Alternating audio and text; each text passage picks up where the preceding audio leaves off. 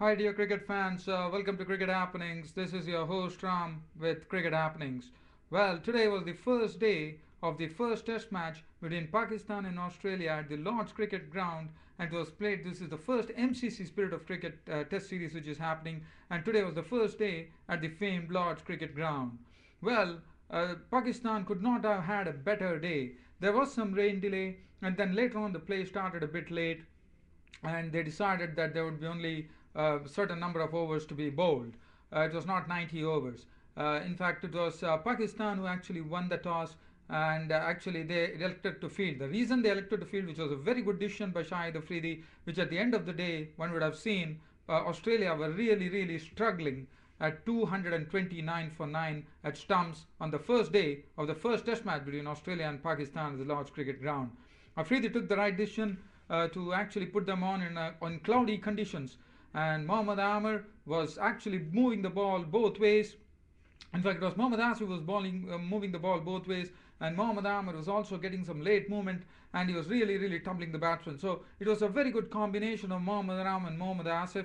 It all started with the first wicket going of Shane Watson. When Shane Watson got a ball, which actually Shane Watson shouldered arms, the ball hit his pad, and by the time it hit the pad, the umpire Ian Gold has already raised his finger, and then it went into the stumps. So Shane Watson was bowled Mohammad Aaamer for 4. So that was the first wicket. After that, Ponting joined Kadich, and Ponting had a real tough time with Mohammad Aaamer really peppering him, and there was a real good contest going on between Ponting and Mohammad Aaamer in the middle. But Mohammad Aaamer finally was the one who actually had the wood on Ponting, as Ponting tried to flick a ball, and Umar Amin took a well-held catch at short leg, and that was gone. So Ponting was gone, caught Umar Amin, Mohammad Aaamer for 26 of 39 balls, 4 fours, and they were 51 for 2.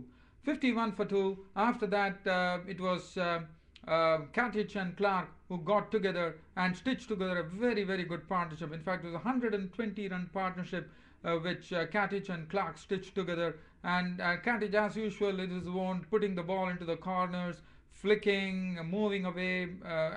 It was a sort of a nudging knock by Katich of 80 runs. And Michael Clark, on the other hand, was also delightfully playing his strokes like the Michael Clark who normally plays in Test matches.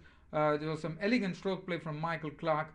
His was a more sense. I would say more strokes coming in as far as Michael Clark was concerned. As you know, Simon Katich is not having a lot of strokes in his repertoire. But as Michael Clark, when he plays, the drives that he plays are really a treat to watch, and that's what happened. And Umar Gul also came into bowl. He was also bowling well, and then it all happened. It all kept happening, and just before the session, after putting up a very good partnership, just before tea, it was Mohammad Asif who actually took the wicket of Michael Clark. When he got Michael Clark with an in-swinger which came and hit him on the knee roll, and that was gone. So Clark LBW Mohammad Asif for 47 of 77 balls with 8 fours. Simon Katich was there. But let me tell you, dear cricket fans, 171 for 3, one would have expected Australia to go on to a good score. But I thought the Pakistani bowlers bowled very well, and it was especially Mohammad Asif. After tea, Mohammad Asif was absolutely superb. He came in and took 2 more wickets. He started off with the wicket of Katich. Katich edged to Kamran Akmal with bowling of Mohammad Asif for 80 with 9 fours, and the score became 170 for 4. In fact, it was a session, 51 runs were scored, and 7 wickets fell. So, and that was the reason they were 229 for 9 at stumps on the first day. After that, Marcus North got a beautiful in-swinger from Mohammad Asif, and the stumps were rattled. He was gone for a duck. And the 2 debutants, Tim Payne took his time. He struggled with his 7 runs, which he made of 46 balls with 1 4 on his debut. And then he was out of his misery as Umar Gul had him caught behind for 7.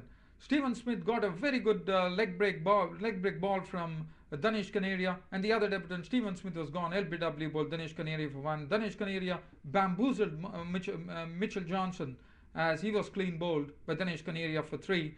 And then Ben Hilfenhaus was clean bowled by Mohammad Aaamer for 1. And 51 runs, 7 wickets fell, and Australia were in a sorry state there. But Michael Hussey has dug in. He's still there, not out on 39 of 75 balls with 5 fours and 1 slog swept 6. Dougie Bollinger not out on not for company. 229 for 9 was the score with which Australia finished on the first day of the first Test match between Pakistan and Australia at the Lord's Cricket Ground. And what a day for Pakistan. Let's look at the bowling. The bowlers were the ones who really held the sway here. Mohammad Aaamer, 18 overs, 2 maidens, 66 runs and 3 wickets. Mohammad Asif was the pick, 17 overs, 5 maidens, 3 for 53. He troubled all the batsmen with his away movement and his inward movement. Umar Gul, 14 overs, 3 maidens, 1 for 24. Shahid Afridi, none for 25, was really, I would say, hit for a lot of boundaries by Katic. And then Danish Kaneria, 18 overs, 7 maidens, 2 for 49.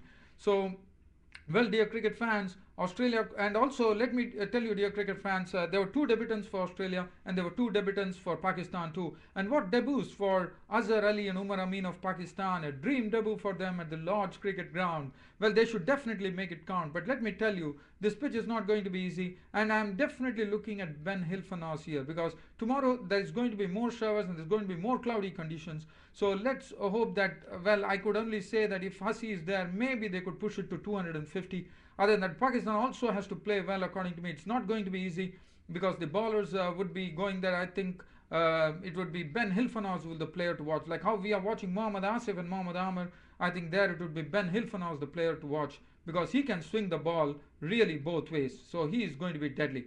But other than that, I thought the cloudy conditions was some very good conditions for bowling, and Pakistan, I thought, took full advantage of it, and finally they are out here. So Michael Hussey will resume with Dougie Bollinger tomorrow on the second day's play in the first Test match between Australia and Pakistan, just a neutral cricket ground, large cricket ground.